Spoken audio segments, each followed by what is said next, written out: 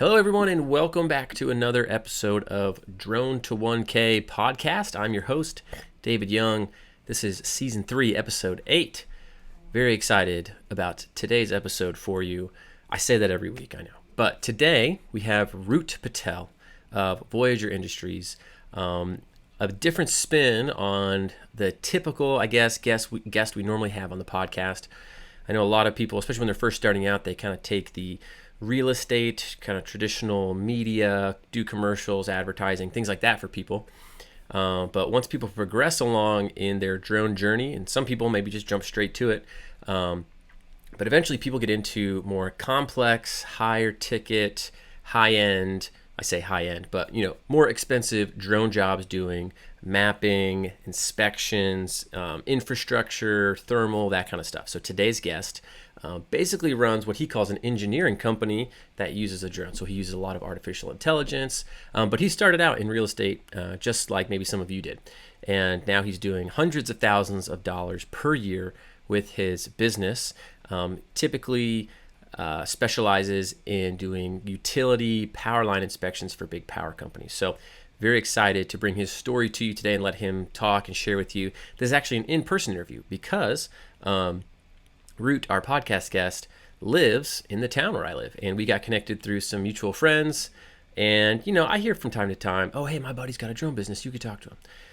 And so I'll meet up with people like that, but typically it's someone who's just starting off or something like that, right? But when I sat down with Root, we got coffee and he dove into what he was doing, and I was like, oh man, I need to have you on the podcast ASAP, because I know a lot of people want to hear about this.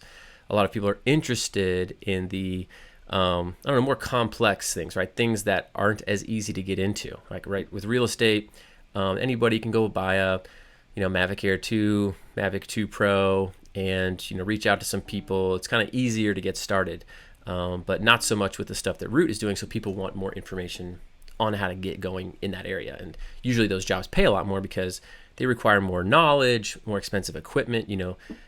Root was doing some LiDAR jobs. He'd have to rent out LiDAR sensors that cost multiple hundreds of thousands of dollars. He's got some expensive gear. So anyways, I'm excited to bring this to you. Before we jump in, quick reminders. Number one, if you want a free t-shirt, you can go leave us a review on this podcast, screenshot the review.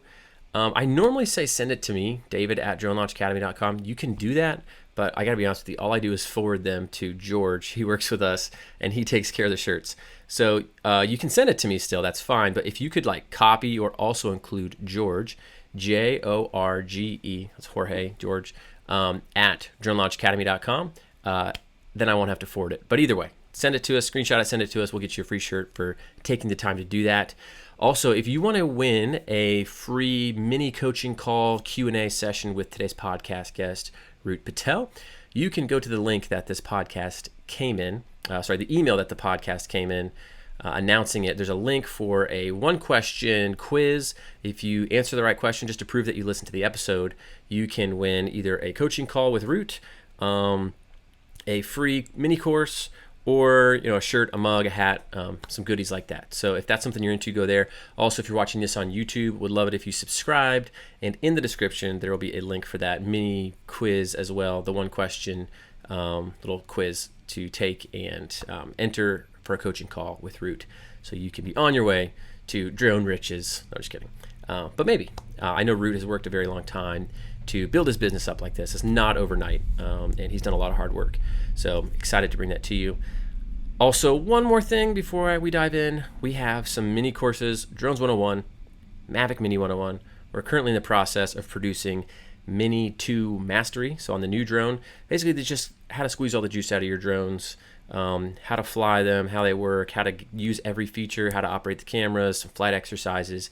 Really great if you're newer on your drone journey. If you use the promo code PODCAST, all one word, you can get Mavic Mini 101 or Drones 101 on our website for just $1. So go do that if you're interested in those courses. And when Mini 2 comes out, it's not out yet, but maybe you're listening to this in the future, and you want to do the Mini 2 Mastery course, we'll use this. You can use the same promo code. I'll set it up to where you can get that one for $1 too. Normally they're like $49 if you just go find it on our website, but we try to reward people for listening to our podcast and keeping up with it. Hence why we do the coaching, the Q&A, what calls you can win, t-shirts, all that stuff. We're trying to reward loyal listeners because we love helping you guys out, getting your feedback, and all this helps us have content to put out everywhere else, social media. The more we can help people, the better we do as a business. So just trying to do more of that and reward people that are in along with us for the ride. Okay, I will stop talking and let's cut to the interview with Root Patel.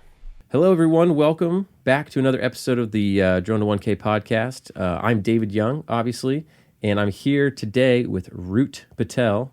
Thanks for coming on the podcast, Root. Thank you for having me. Yeah. So we're actually shooting this podcast or recording this podcast live in Lakeland, Florida, where I'm from. We have a podcast studio in our offices here, and Root is actually just became a member of the co-working space that I'm in. We got linked up by some mutual friends.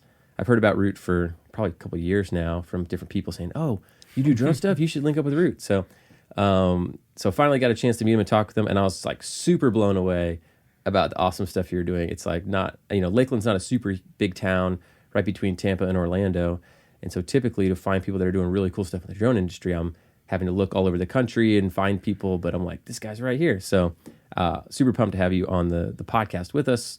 So thanks for coming on.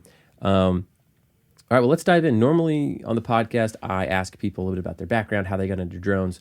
So why don't you kind of rewind as far as you want and tell us how you first got into being interested in drones or the world of drones? Sure. So first, I started, I actually moved to America in 2015, April 2015, and that time I was just working regular jobs and trying to get into entrepreneurship, trying to start a business, but I didn't know what business. But back in India, when I was in India, in high school, I started making drones and stuff like that, RC planes, and I was always been into technology, always loved things that fly. And when I saw a picture of a drone, I'm like, what is that? Let me see. And I started doing my own research and learned it's a drone and it flies and you can attach a camera and different kind of payloads to it. And my problem-solving mind, like, oh yeah, we can do a lot of different things with it. But that time I was moving to America, so I didn't have much time to focus on it. That time I was trying to set up everything, trying to do the regular jobs and trying to make money and survive. But after 2 years, I was finally ready to stop working those jobs and ready to start business. So I'm like, why not start a drone business or a business that I can use drone or other kind of robots or technology? So that was the reason I started that. And ever since that, I love it. It's been 3 years and I love every single day of it. Yeah. So for people to have some context as you're kind of giving your background and your story, why don't you tell them just really briefly, and then we can get into more of it later a little bit towards the end of the podcast, but tell people like what you're doing right now, like the team you've built, the kind of work you do. Basically just brag about yourself for a minute. How successful, because I know how successful you are, but I feel like you're going to try to be humble about it. That sounds good. I own an engineering company, actually, and we use drones to provide engineering services for inspection, 3D modeling, stuff like that, using LiDAR, thermal camera, and stuff like that to actually providing a solution to the problem instead of just using drones as a main thing to... So the problem... Can we pause for a second? Yeah, I completely lost on it. No, you're good. Okay. All right, ask me that question one more time. Okay. Sorry. No, you're good. So why don't you just in a few sentences or just briefly explain kind of what you're doing now, where you are, the company you've built, kind of give people a picture of what your drone life looks like right now so they can, as you're telling your background and your story, they can kind of have that context of how far you've come. Sure. So every day in the drone life is different. One day you're inspecting power lines. Next day you are using LiDAR to do the vegetation management for some electric company. Other day you are inspecting building or facade or canopy, stuff like that. So it's different every day. But the main focus for the drone business I created is to provide engineering inspection services to the client instead of just delivering the picture, actually using that data, analyzing that data, come up with a solution, how it can solve the problem the customer having. Yeah. So because you're doing, a lot of power line inspections, right? You were just in California for 3 months, you said, Yes. doing different types of power line inspections and things for utilities. I know that you and I, when we met previously, you've talked about you've done pipeline stuff, right? You've done LiDAR. You've done a whole host of different kind of Yes. high-end, I would call them high-end. You're flying around with very expensive things on the drone, high-end things that I think a lot of people are interested in, right? Because on the podcast, we get a lot of, and this is good and fine, but we get a lot of, real estate and commercial video and things like that. Things that I would consider as having a lower barrier to entry, right? And maybe even more competition at that phase. But you seem to have found a path to get into some more, I guess, high-tech areas, things that maybe aren't as easy to get into because they require a higher level of maybe understanding. So maybe we can shed some light on that in the podcast a little bit. But I just wanted people to know this is the kind of stuff you're doing now, really cool engineering, a lot of inspection work. So as you're listening to Root's story, maybe kind of think about that. So take us back. I want you to kind of bring us back to you were coming over from India. Didn't you? I could be wrong, but did you say you went to engineering school for a year and then dropped out or something? That's what happened. I went to mechanical engineering school and I dropped out because I realized instead of my goal was to build an engineering company. But when I was in the actual learning engineering, I figured I don't need engineering degree to start an engineering company. I can always hire engineers to do engineering company. I think that's awesome as far. Most people don't think like that. Yeah, but you got to have a basic knowledge of engineering. Mm-hmm. But being in the drone industry and connecting engineering side to each other was actually you have to start where you can, where you are. So, for example, I started in real estate because whatever makes you money in the beginning, because you will need money to get bigger contracts. You will need money to start a team. You will need money, and how you can get the money however you can when you're in the beginning. Yep. Once you have to make a goal okay, after I do make $10,000 or $15,000 doing real estate jobs, I have to stop. You have to put a limit on yourself and actually use that money to build something bigger that's going to continuously. Right. And also at that level, the competition is very low, but you also got to be really good at what you do. Yeah. So I think that's a really important point. That is very important, but also it's good to learn. Even though you're doing real estate jobs, nothing's stopping you from learning how to use the same data to inspect a roof. For example, if you are on the roof real estate job, you can ask your realtor, hey, do you mind if I take a couple pictures off a roof? Do you mind? I want it just for practice, because again, practice makes paper, you got to keep practicing and honing those skills and actually trying to ask your customer what problem they are facing and trying to figure out the solution to that. On top of that, you trying to figure out what problem they are facing that they don't even know about. Yeah. And a lot of time when you come up with a solution and you show them, look, you are spending this much money on this. With this, it's not always about money. It's like spending so much time on doing certain tasks, which you can do with the same data you collected. Well, I know too with some of your customers, you've had deals with roofing companies and things like that, and we can get into that in a minute too. But you've got some really unique solutions for them. But I wanted people to paint a picture of how hard you worked too at the beginning, because I think when you said you came over to the U.S. You didn't really even speak much English, right? Yeah, that's correct. Yeah, it was just 5 years ago. And so you came over to the U.S. and what were the part-time jobs you were working while you were trying to get your drum business? I want you to tell, because I think it's awesome. You're just you did what you had to do to make it happen. Yeah. So I landed here in 7th April 2015, 19-year-old, and I find a job in 3 days. Mm-hmm. With help of my uncle, he started calling for me, and because I didn't speak English that time, and we found not because you were lazy, because you literally couldn't speak English. Yeah, and we found a job in Dairy Queen. Okay, it's an ice cream shop. That was my first job, so I started working there. I started working night shift, and in a few months, I started working other job. I'm like, one job is not gonna cut it, because again, when you're new in America, you have no money. You came here with no education. I mean, I had a high school education, but that wasn't enough. And a year of you need money school. To get into everything, Yeah. So started working at Dairy Queen. The second job I started was pharmacy. So then I changed my Dairy Queen to I would work in the morning Dairy Queen, and at night I would work in a pharmacy warehouse. Mm-hmm. So work on the conveyor belt, load up the truck and everything. So, you got to do what you got to do to get by. And then I saved $4,000 and I bought an Inspire One, because I always knew where I wanted to go.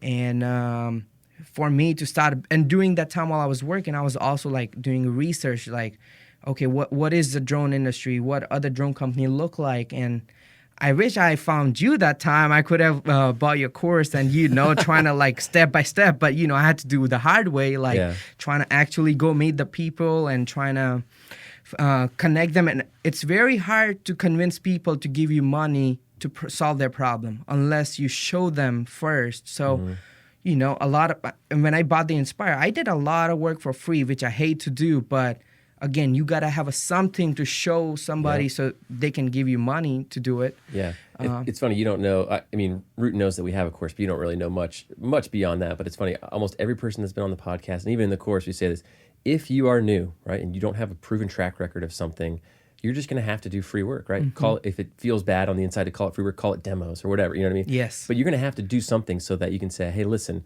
let me show you how I can, like you said, solve this problem. Whether that's, let me show you how good I am at a listing video and see if it helps you get your next, real estate listing, if you can offer that to your client or whatever, right? So we teach that in the course. Everybody on the podcast says that. You're just going to have to do some free work at the beginning, right? Like you said, to get that, to prove that you can do it and to have some portfolio to show someone else, right? Yeah, you got to show something.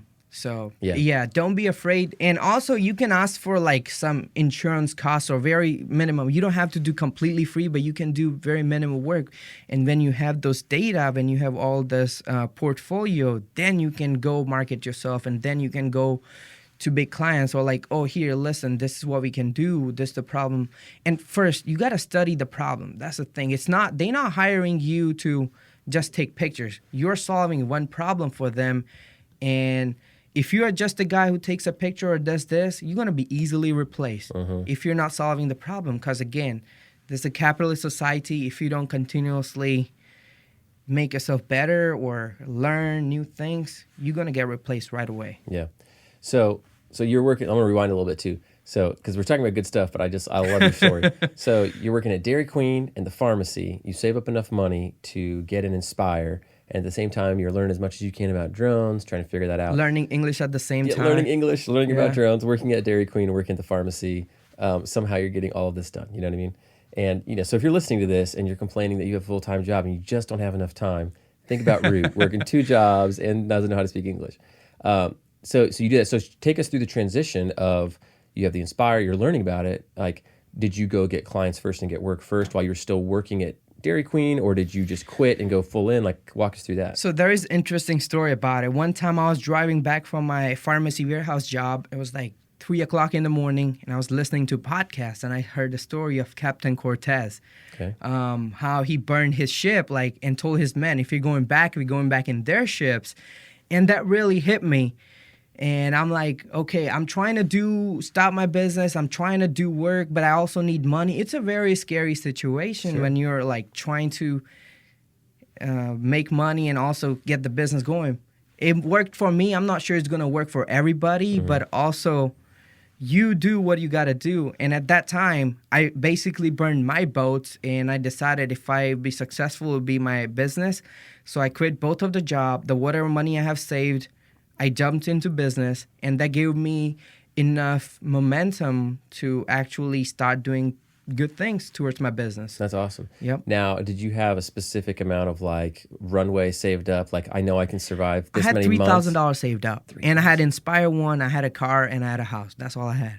Okay. So $3,000 I saved up. I was trying to survive until so basically I didn't have any cash flow coming in until I go out and sell those jobs. So what I started doing, start making a list of all the realtors. Like, real estate is the lowest hanging fruit and the easiest way to make money in the drone industry, but it's not going to get you very further unless you have a whole team and people shooting it for you. Yeah. Because so for example, I started calling realtors, like, I started offering, and then I started calling construction company. Here, I can take a picture of your construction site, stuff like that.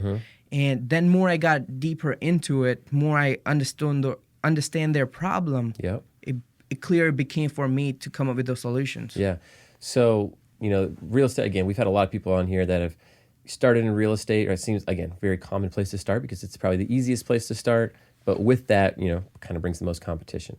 And we have had a lot of people on the podcast that have been very successful with real estate. However, they have been able to weed out a lot of the kind of lower end, low volume, I guess, realtors, and they end up kind of having a couple partnerships with some kind of heavy hitters, and that's how they become very successful. And they have really good systems and process. So I don't want you to get too discouraged. If you like love real estate, it is possible to be successful in real estate. It just sometimes takes patience and perseverance to push through. But I think, like you said, a lot of people, they're not necessarily jazzed about real estate. They just are using that as a stepping stone to try to get to something else. Yeah. So I do know that a lot of people are interested in construction. So talk us through a little bit, if you can. How did you approach these construction sites? Were you just cold calling them? What would you say? Like, give us some info here. Yeah. Well, that time I was very naive and young and trying to start my business. So I was doing whatever I could. So I started going on to the construction site, actually started talking to superintendent. Did you just wait? You just walked onto the construction site? Yeah, but you got to make sure you have safety boots and hard hats and all the safety things. Would you sorry, I'm just getting into the details here. Are you calling them beforehand and say, hey, can I come see you? No, I just walked up. Or you literally just bought a hard hat and bought boots and just walked onto the construction site? I walked up on the construction site. With a hard hat on? With the hard hat on. You just went out and got one? Yes, and a safety vest. You got to have it. And I just walked in. Did they think you worked there or something? No, I asked who was the superintendent. They thought who's this guy asking? But I was genuinely just trying to get their business. Yeah. It could be a little bit aggressive sometime, but everyone has different style. No, I just love and it worked for me. I love the forwardness, yeah. Because again, I was very direct with. I didn't want to do any shit with them. I was actually trying to provide a solution to them, and I thought they need to hear it, so I just walked up. Sure, no, I love it, yeah. And I don't recommend other people doing that. If you want to do it, go ahead and do it. But I recommend, based on some experience, you should call ahead and let them know that you're going. And so they're not who's this random dude in a hard hat? Exactly. But again, that time I did what I had to, and then I started going up to, showing up to their office and dropping off the card. You're not gonna get a lot of business that way, but at least they're gonna know somebody came by and dropped off, and make sure your card have your website because it's important. Well, it gives you something to follow up on, probably. Yes, too. exactly. And you want to make. The thing is, a lot of time people don't get past the gate guard or the gatekeeper because that's where a lot of things. But you got to keep following up with them. So you go on the construction site. You find, hey, who's the superintendent? You find the superintendent, and he's like, who are you? What do you want? What I have pictures ready. I have pictures ready printed out on a photo paper, and I'll show them, I provide inspection services or photography services, and I just wanted to let you know that if you're interested in doing this. And then my pitch changed a little bit. That time, I was just trying to make money and trying to survive. And what would they say? Are they like, I'm not interested? A lot of people that's very cool. I never seen a drone before. A lot of people how did you get into the site? Or a lot of people I'm not the person who makes the decision and all that. But at least you need to get the conversation going. And you ask, if they say, I'm not the guy, then who's the guy? If you don't ask, you don't get. Yeah. So you make sure you ask question, but also same time you don't want to be annoying. Yeah. So let's dive into for the construction sites. I know construction documentation, progress stuff. As you're talking to them, what did you find was their problem? Were they interested in getting the progress photos and videos and stuff, or what did you have success in selling to them? So it depends on what kind of construction company you go to. A lot of big construction company, they hire helicopters and plane at that time. That time drone wasn't a big thing. But this is back in 2016? 2016, okay, yes, when I started business. Yes, 2016, 17. So it's more common now, probably, right? Yes, it's more common now, but that time, people are still using, a lot of companies I approached, they were still using, on a big project site, they were using helicopters or plane to get their picture every month. And I asked them how much you charge, and when I heard the price, I'm like, okay, how about we take pictures? You pay $1,000 a month. I come there twice and take a picture. And then I more started talking to them. They're like, we have this CAD drawing, and is there any way we can figure out if the building we are building... So they were coming to you with this kind of Yeah, because we just asking, we were just talking and build a relationship with them, talking, you first, main important, you ask your client what problem they're facing. Because, and it doesn't have to be solved by a drone. You could use anything, but... Because a lot of time, once we have the tool, we always look for the problem we can solve with that tool. Yeah. So, for example, if we have a hammer, every problem we see is a nail. Yep. a lot of time you got to come up with the outside the box. Not everyone would want to take a picture with the drone and trying to solve the problem or hardware, but that was the reason I connected engineering side. I'm like, okay, drone's not enough. We got to connect actual engineering side to it. And then I started talking to engineers and got them in my team and build the Voyager. So, and Voyager is the name of your company now, right? That's, I guess yeah. we probably should have started with that at the very beginning. So yeah, what is the name of your company? Voyager Industries. Voyager Industries. Voyager Yeah. Industries. So we provide engineering solutions for like agriculture, energy, infrastructure, and telecom. Yeah. Okay. So that's interesting. So I like the fact that you're just, hey, your advice on that, and it seems like what you did that worked is just you got to get in front of people and start talking to them and be able to build a relationship with them. Did you ever have any like horror stories of people like yelling at you, telling you to get lost? So many. Because, and again, that was my mistake that I shouldn't just walk up to any construction site. But yeah, a lot of time people will never get it. They'll want to change, and it's okay. It's not everybody's your customer. You gotta understand but you that. did find people that were receptive to it. It sounds like That is correct. Yeah. The percentage was very low, but that kept me going. And you just gotta follow up with more people. And again, you meet with them. Next day they're gonna forget about you. They don't care about you. They just you need to keep following up with them. Would you just follow up via email or call them or what?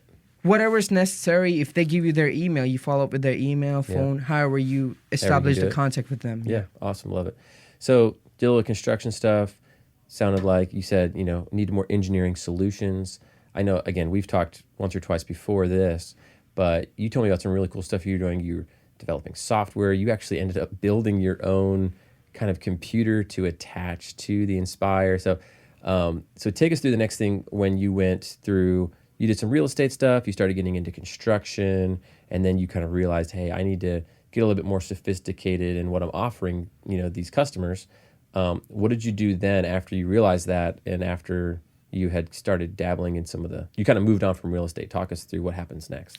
So that time I was still taking real estate at the same time I was doing construction as well. So real estate and construction, those were low-end job. They will pay you, but they won't pay you enough to actually build a big business. And I mean, you wanted like a team, and you wanted to make it big. Yes, it's different for everybody. So again, you gotta know what city you go into before you ask the direction for it. So So because some people, they're just like, hey, I just like side cash and I just want to do this on the side, and sure, that's great. But for you're wanting to like build something bigger. Yeah, so I wanted to build an actual engineering company that would solve a problem, and drone is actually a tool for it now. Sure. At the beginning, that my whole business was built around it, but now it's just a tool that we use with other tools. Yep. So for example, when I was working with real estate and construction companies, all that, I was also looking for like branch out to like other things. But one thing after I did was cell tower inspection. That was a Hurricane Irma happened in 2018, and that's when I got a lot of because I was in a lot of drone groups and all that, and they were talking about like, let's get into the cell tower, like cell tower inspection and stuff like that, see the damage and all that. So I got on the cell tower contract as a subcontractor. How did you find that? Just through the Facebook. Somebody in Facebook group? Okay. Somebody on the Facebook group. People are sharing a lot of stuff like, job opportunities, stuff like that. And I got into cell tower, and I'm like, okay, I'm just collecting data. Then I started thinking like, how do I use data and actually come up with some kind of solution so the cell tower company would actually buy it. So there's two different things in cell tower. The equipment owner and the cell tower owner itself. Yeah, two different people. Two different people. Okay, or entities or whatever. Yeah, two different entities. So what I was working towards, I was hired to do the job, do the inspection of the equipment. But at the same time when I was there, I was also collecting all kind of data. So I was using the same data to pitch to the tower owner, just for them to have a record. So for example, creating a 3D model of a cell tower, which is very good. And it's not very useful to the equipment company, but it's useful for the cell tower company, because if they have a record, what they have, they can make a more decision on if they want to put more equipment on it or not, how they're going to change it, what needs to be done. And just it's good to have a record, because I don't know when was the last. They probably don't even know when was the last time it was. They know exactly what's on their tower. Right. I'm sure they get the And money it's dangerous for it. Yeah. I'm sure it's dangerous and probably expensive to send a guy all the way up to, and even if they're going up, they can't, if they can't video everything on the whole way up with accuracy. Exactly. It just documenting the entire cell tower and trying to find. And then I start talking to engineers. Then I made networking is a big thing. Like if you want to get in some industry, trying to find out what people work in that industry and start talking, make friends with them, start talking. What's a good place you found to meet people like that? Did you go to conferences or what? A lot of conferences. Yeah, I went to actually NATE conference, which is for all the communication, cell tower, and all that. There is conferences for energy, conferences for agriculture. You can find about that like on Facebook. Yeah. You go to events and you find, oh, this is where people meeting. Okay, let's go. Just you don't need to know anything or everything about that industry. You just go meet people, start talking, tell them what do you do. And sometimes they will tell you, oh, you fly drone. They'll come up with a solution for you. Yeah. And they'll tell you, like, can you do this for me? Yeah. Yeah. Awesome. So I know it's probably a little bit more difficult now with COVID and everything that's going on. I don't know if you're listening to this later, we're recording this in mid-November 2020. So I know a lot of conferences have been canceled and things like that, which is kind of a bummer for that. But I'm sure at some point, they'll be back and people will be meeting in person. People not meeting virtual conferences now. I'm not sure how conducive that is to actually meeting people and talking. True, but also nothing stopping you from picking a phone and start calling people. Go on LinkedIn and trying to, for example, if you want to find a work in construction industry or cell tower industry or agriculture, just go on LinkedIn or Facebook, just type in agriculture and find people who work in agriculture and trying to make connection. I mean, you got to come up with solution. Right now, we can't meet in person, but you got to find a way to like deliver your ideas and get them on the phone. Yeah. Awesome. So that's really interesting to know about the cell tower stuff. One thing I thought was interesting, I used to work for the FBI, several years ago. And I was actually talking to some of them about some of their, sometimes they have equipment on some of these cell towers because for their own like radios and stuff, right? Because they like to have like secure radio communications. But they have people that inspect those, and I was asking, how do you inspect them? And one of the guys told me, well, we just have really, really big zoom lenses on our cameras, and from the ground they try to shoot up, and they just take pictures. And he's like, I can't even tell what I'm shooting, and I don't even know if it's any good until I get back and we try to blow it up and look at it, and half the time maybe we didn't shoot in the right area, so it's very that's the benefit of having a drone. You can zoom in from up there, right? Yeah. So anyways, but they would be one of the equipment owners. So that's very cool. So you've done some cell tower stuff. I know that you've done some cool stuff with roofing and roof inspections in a really interesting way to kind of get deals with roofing contractors. So let's talk about that for a minute. You want to give us a rundown of how you found that problem? I know you have some software that you've worked with or had someone develop, and then talk about how you structured that deal with some roofing companies. Okay. So roofing is actually very easy work. Very, very easy work. Roofing for drones or actually putting shingles on a roof? No. Using drones to do the roof inspection, I should have said that. Yeah, because I've put some shingles on a roof before, and that is actually pretty difficult. Yes, I understand. It's much different than that. But using drones for roof inspection. Using drones to do roof inspection is actually a very nice gig. Okay. So you go up to the roofing company and you show them. So So I started reaching out to the roofing companies and started asking what problem they facing, I have a drone, what can I do for them that would help them? They're like, you talk to different people come up with different ideas. One of the roofing company here, they're local, and they told me, oh, we would love to get an estimate from a roof. And other roofing company like, oh yeah, it takes like, we can do all the roof inspection and all that, but how do we know the roofing how that's going to benefit us? Like, we can just go on the roof and take a picture. It's not going to cost me anything. Why would I pay you the price you charge for? I'm like, okay. So I had to come up with a solution.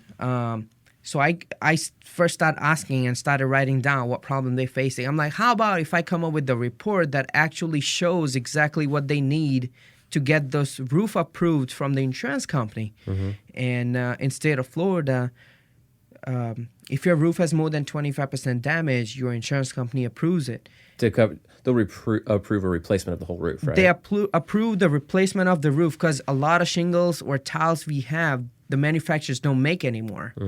So I started reaching out to the roofing company, and they're like, oh, yeah, that's all great. I showed them the report. Oh, reports everything great, but we don't have enough client to give you. And big company already had their own system in the place, so they were like too busy to even talk to companies like that. So I'm like, okay, so my client's having a problem that they don't have enough clients. So how about... Like they don't have enough customers, you're saying? They don't have enough customers to give me work. So I came up with a solution. I'm like, okay, what if I solve their problem getting a customer so I have more roof to inspect, and I can also make money bringing those customers to them. So you're going to be like a lead generator for them. Yeah, so for roofing, I connected lead generation and the roof inspection together. So when the hurricane happens, we go out, me and my team, we inspect the entire neighborhoods. We let the homeowner know that we'll be flying a drone in the area. We inspect the whole neighborhood. Then we come up, we make those reports before we go to the roofing company. So do you go around and knock on every door and say, hey, we're going to be flying a drone, or how do you notify them? Or you can just... or you just put a little flyer out. Put a flyers out. That's a great way to reach out to more people. Yeah, or so you can reach out to their HOA, get together with HOA, and they'll just know, like, it's not going to cost them anything to do the roof inspection, but if it approves, if the roof has more than 25% damage, they'll get roof for paying deductible. Right. And of course, who wouldn't want a new roof and they have a damaged leaking? Nobody likes a leaking roof, right? And sometimes, just for context, so the hurricane you're talking about, our roof got damaged and it was replaced by the insurance. And a lot of times the amount the insurance company will approve is even higher than what it actually costs to get your roof replaced. So you end up half the time not even having to cover that whole deductible too. So I'm not sure if they had the same result there. But that's awesome. So you go out and you fly the whole neighborhood. We fly the whole neighborhood, collect the data, we analyze the data, we see how many roof has more than 25% damage. We make a list, we find out who those people are, what's their contact number. We create the whole list and we go to the roofing company. Here is the roof. This is many people have more than 25% damage. Now, if you want the list, you also have to buy the inspection and also want to get the percentage of the deal, whatever the percentage you decide with them. So again, your roofing clients are getting the leads there, show that that has more than 25% damage, and it's going to be approved. And if one roofing company says no, now you have control who you work with, because people are ready to buy those leads. They're paying $1,000 for other marketers to find leads. And this is the report, have it ready. And again, the report is signed by a structural engineer. How did you get that? So that was part of my company. When I build an engineering company, it's not just call it engineering company, but actually have engineers. They verify all the data. They put their stamp on it. So you have engineers reviewing the photographs and reviewing the data that you're collecting. Engineer reviewing the report, and they sign on it. To say, hey, I'm saying that I'm putting my name on this, that there's 25% damage. Yes. Or that this roof report is accurate. Yes. That's awesome. That's why it's different than just owning a drone company. And actually now you have verified data. Yeah. Well, I love that concept too, because we talk, everybody that comes on the podcast, again, you hear just common themes, right?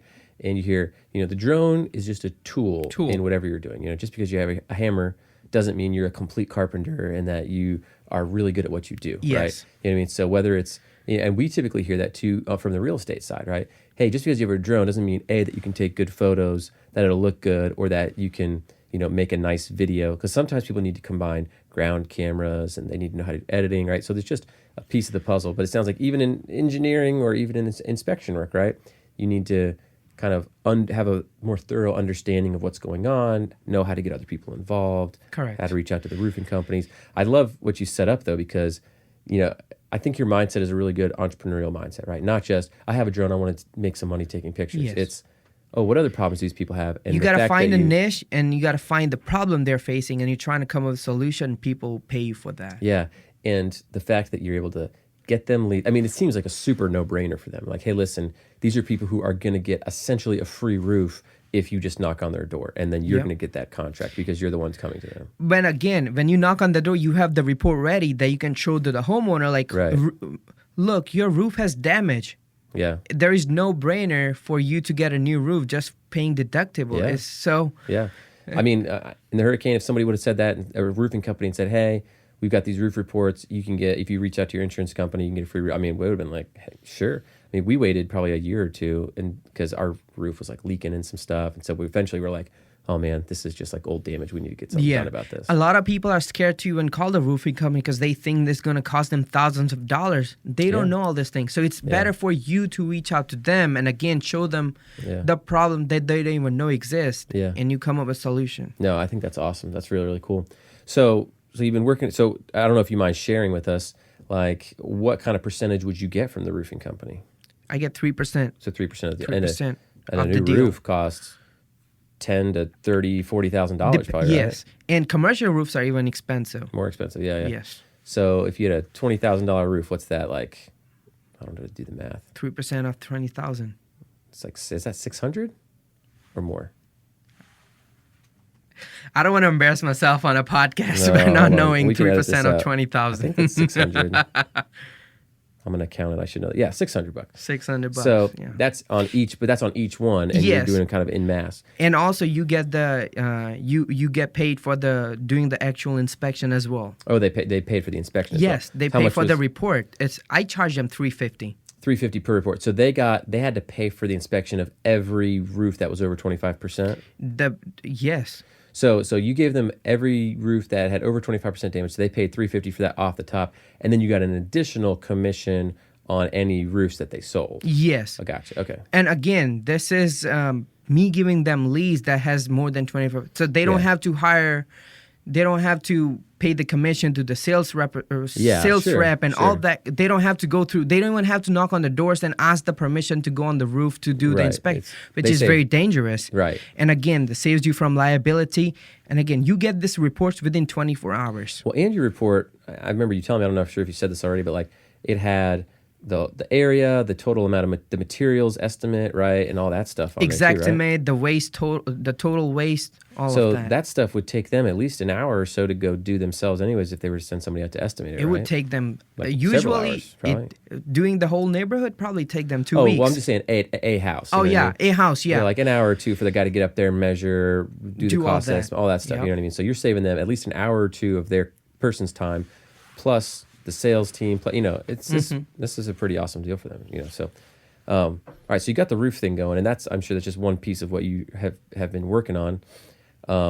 Let's move back over to let's do some power line stuff, right? So I know you do some power line work. I want to know first off, how did you get your first power line inspection client, and then we'll get in a little bit more about the actual work you're doing. So my first inspection client was, I cannot tell you the name of a company, but it was in California, in Northern California, a big company. It was a subcontract. Actually, a drone company had a contract with the power line company, and they were looking for pilots. I'm like, okay, this is a great opportunity for me to just get in the industry of utility, learn how it works, collect data, and again, if I want to get my own contract, I would have data to show the client. Right, and have actual experience. Experience, and that's very important. And so yeah, I joined that company and I did some work as a subcontractor. Well, how did you get that? How did you find out about that to begin with? And again, you gotta do the networking. You gotta gotta let people know what do you do, how you do it. And not how you do it, but... Was this just someone in your network that said... Yeah, networking. I got all my jobs by word of mouth. Okay. I don't do any social media marketing at all. I don't do any... Which is important, but for me, it works for others. For me, it's meeting person to person. Yeah, well, I think the fact is it works for you because you're willing to put yourself out there. You're willing to talk to people. You just went and walked on a construction site. So... okay, so you met, like, the person that ended up hooking you up with the job. Do you remember where you met them at or how you met that contact?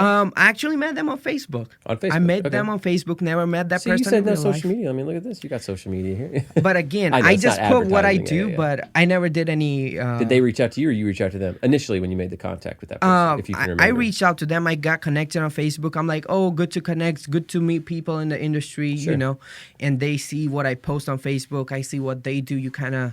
So you were just had become Facebook friends with them, and and you were just posting the stuff that you were working on. Yes, and when they offered me like, oh yeah, we have this contract, or are you interested in doing? I'm like, okay, this is a great opportunity. Awesome. This is like beginning of 2019 when I got into the power line industry, energy industry. Okay. And I collected data. I came back to Florida. I went to one of Tampa's electric company, approached them, and actually I set up a presentation, but I also set up a presentation not just for power line, but actually for solar inspection. Okay. Because they have a huge solar farm. Okay. And delivered a presentation, did a comparison what they were already spending on helicopters. And how did you get that information? You just ask. You just ask. You just simply ask. Oh, by the way, some people are comfortable to share, some people are not. But again, depends what kind of relationship you build with them. And sure, you're not always going to get the answer. But you kind of just breezed through. I set up a presentation with this Tampa electric company. So how did you get to the point where they're willing to meet with you to get a presentation? First, I talked to the safety guy. So you just looked that guy up and cold called him, or what? So I became first. Again, I was trying to find all the people I can find, and again, people are always willing to help if you're willing to help them back. You know what I'm saying? So like, people always take care of you. So I met a safety guy. I started talking. He was like, "Oh, this could be amazing opportunity," and all that. And he helped me, and I made friends along the way, and I finally reached the solar department who actually does all the solar. Well, how did you meet the safety guy to begin with? Networking, connection, going just out to people. No, just going out, meeting people. You know, it's not who you know; it's who you like. How you know? It's who you know and who do they know? Yeah, they're like, oh, I do drone. They start coming up with the ideas like, oh yeah, why don't you use drone for power line? Well, we already do, but is there any way I can help your company? Yeah. Is your company already doing it? Oh, no. Well, let's set up a meeting with the decision maker, whoever that person is, and you got to have something to show them. So through just networking, you knew that person. Networking. They were able to set up a meeting for you to present to whoever was in charge of making decisions for this stuff. Yes, and I set up a meeting, delivered the presentation, ended up getting work. And they said, sounds good, let's do it? There was a lot of back and forth. It always back and forth, sure. But you meet somewhere in the middle, and you negotiate and you start working.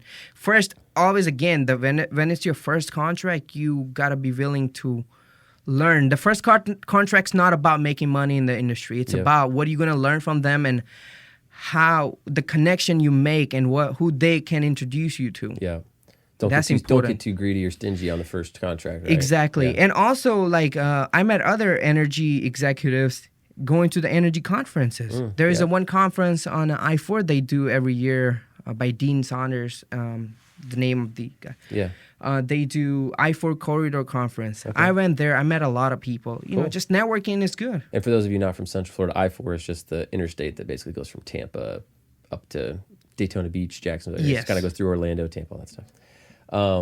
So you got the first contract with that Tampa company. Now, what were you doing for them? What were you contracted to do? Just go collect data of their solar power inspection. This is for solar. This is for solar. Gotcha. And were you doing that with infrared cameras? Infrared, yes. Okay.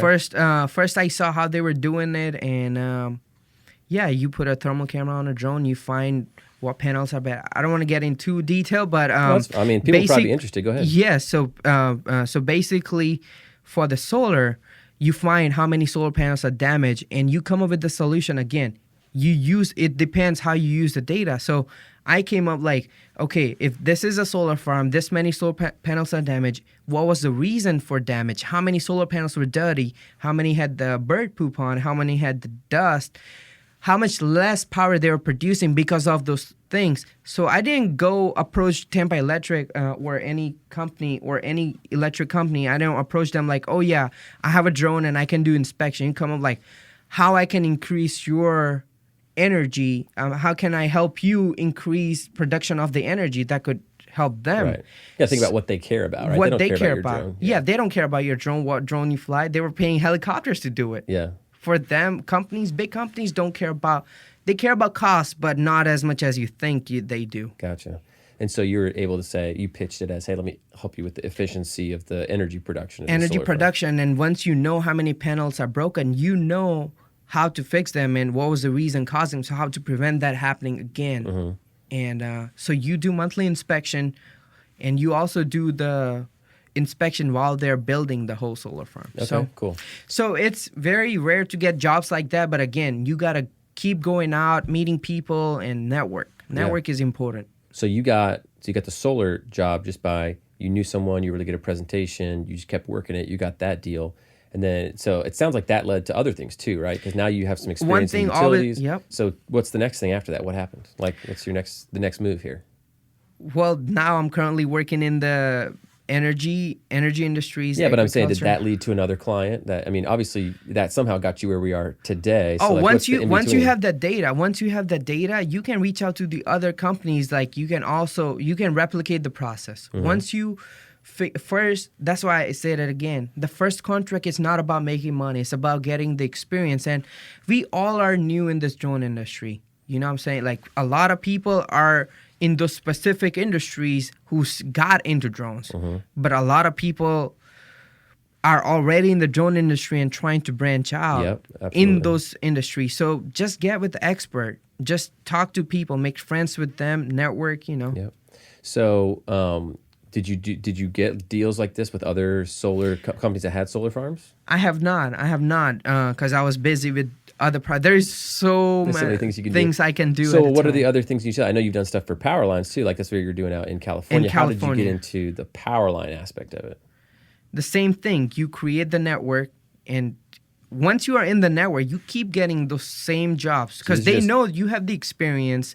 And once you're out in the market, you got to establish who you are. Like you also got to establish, like people know that this person is expert in doing power line and he has experience. They will hire you. So once you made a name for yourself basically in that industry and people knew who you were just getting calls and requests to do that work, or what? It doesn't work all. Or were you still having to go out and push? You always have to go out and push. Like no one will just come up to you and offer you a bunch of money for a job. That happens rarely, but most of the time you go out and you have the credibility, you have the portfolio, you have the experience. Yeah. So tell us, the job that you just got back from California for 3 months, how did you originally get connected to that company and land that job?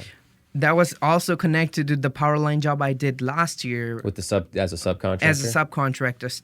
So you make connection and yeah. Yeah, that's awesome. I don't have a step-by-step guide. No, it just I know, happened. But just hearing the story of, I just think that helps so many people understand what it takes to do something like that. Yeah. If they want to replicate your results, what did you do to get those results? And I understand it's, people would love for it to be do this, and here's a guaranteed result, right? Yeah. But it's, here are the types of principles you need to have and the types of activities you need to continue to do, and then eventually something's going to stick, or so I think that's important to realize. And again, also we all are very new in this industry, and this industry is very new, so we all are trying to find what's best. So everyone's coming with a new solution. The faster you can come up with a solution, better for you. Yeah. So one thing I like to ask people, and you can answer as much detail as you want, but for your business, obviously the criteria to be on this podcast, you have to be making at least $1,000 a month. I know you're well beyond that, but maybe for the last 12 months, or maybe you can give us an average couple months, what does Voyager Industries make for as a drone company? And you can give us a range if you want. You can just not answer if you want, or you can give us an exact number. People just like to know. I'll be honest with you. I made $300,000 as a company in 2020. Wow. And we're not even done with 2020 yet. No. That is extremely impressive. Doing roof inspection, power line work, and the other stuff. Yeah. That is awesome. Yeah. So if you're listening to this podcast, roofing is important. That's the main thing that made me the most money. That's awesome. Well, with that, I don't know. Do you? One thing I like, actually, one more thing before we go. If you were talking to a brand new drone pilot, let's say they are about to start their company, or they just started their company, and they're like, "Root, what do I need to do to get this going, to get this off the ground? What advice do you have for me?" Go out, network, pick up the phone, and start calling people. Yep. Set up a meeting, set up a presentation, but networking is the most important thing. And don't be too greedy for the money doing the first contract in that particular industry. Don't be greedy. Just use this as an opportunity to collect the data, use that data, create your portfolio, build your credibility, and have something to show to the next client. Love it. Awesome, man. Well, thank you so much for coming on. This is a hugely helpful podcast for me. I'm sure everybody listening, especially getting these unique insights into these industries that I know a lot of people are interested in, but never seem to be able to tap into, right? So I'm glad we got the inside scoop on how this works. If anyone have a question, feel free to reach out to me anytime. I'll be very happy to help you guys. Awesome. And where can people find out more about you? Are you on Instagram or Facebook? Or I have a website, voyagerind.com. You can go to the contact form and just send me an email there, or you can send me an email at RUT@voyagerind.com. IND for like industries? Yes. Awesome. And we'll have that info. We'll link it up in the notes to the podcast. So if you go to dronelaunchacademy.com/podcast, should be there, and you can find this episode and link up with Root. Well, thanks again, man. I really appreciate you coming on. Thank you for having me. And we'll maybe have you back on another season. Sure. Thanks. Thank you. All right, everyone. Hope you enjoyed that interview with Root. Again, I had a great time talking to him. We did an in-person interview. If you're watching this on YouTube, you'll be able to see that. If you're listening, you might notice, hey, the audio quality was a little bit better on the side of the guest. That's because we were both sitting in a podcast studio together. So it was really fun to talk to him. Hope you got a lot out of that interview. And, I know it's a little bit different than kind of the typical guest we have on here who's talking a lot about, shooting real estate and shooting, ads for businesses, things like that, which that's great and good. But some people, they want to break away from that eventually and they want to do other things like this. So I was really happy to have Root on. And we actually have some other guests that have branched into this area on season 4. I just recorded an episode with someone who does thermal roof scans and works, for insurance disputes. Really cool. So excited to bring that podcast to you next season. A little sneak peek. One thing I wanted to tell you about before you go, or also just a reminder, obviously you can leave a review, get a free t-shirt, screenshot your review, send it to David at Drone Launch Academy and Jorge, Jorge at dronelaunchacademy.com, and we'll get you a shirt. One other thing, we just recently put together this guide called 7 Days to Certified. And one of the things we do as a company, we help people with Part 107 test prep. We specialize in giving you all the information you need to have, and you can go from start to finish in 7 days. A lot of people, that might sound fast, but a lot of people literally take their study and get their test in a weekend or over 7 days. So I came up with a guide. Personally, I wrote it myself, showing you exactly what you need to do every day for 7 days for about an hour a day to be ready to take your drone test on the 7th day. You could literally schedule it for day 7 and pass your test on that day. So that's a free guide. Now, obviously, we would tell you like which lessons to take in our course, but even if you have another book or something like that, at least breaks down, hey, here are the topics you need to study on each day to be ready to go. And it gives a bunch of instructions on how to sign up for the test and what's on it and what's about it. So it's useful even if you don't take our study course, but it is kind of goes with our study course, if you will. But you can go to 7daystocertified.com. So the number 7, not written out, but number 7, days to TO certified.com, and that will take you to a place where you can download that guide for free. It's a PDF. You can print it off. I think it's a helpful resource. Again, it's free, but we just wanted to put that out there since part of our mission is helping people become commercial drone pilots who can make money with their drone. All right, everyone, I appreciate you listening to this episode of the podcast. Look forward to next week. We actually have George Casimichella on the podcast. George works for Drone Launch Academy, but he also has his own drone business on the side of Drone Launch, which kind of helps us out because he's kind of in the thick of it.